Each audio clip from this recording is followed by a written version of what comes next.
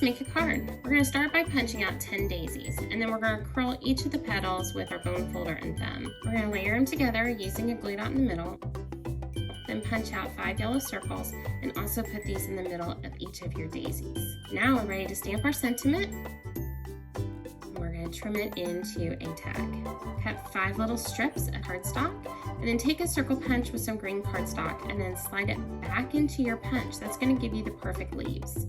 Add each daisy to some patterned paper using your favorite adhesive, some liquid glue behind your stems, get them all put on there, add your leaves, trim off your excess stems, and then we're going to tie a bow with some linen thread, just a teeny tiny little bow using the 10-second bow maker.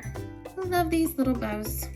If you like this and want to see more, make sure that you're following me. Alright, let's add some dimensionals to our tag, add our cute little bow, and add it to our card base. Follow I Teach Stamping for more card making ideas.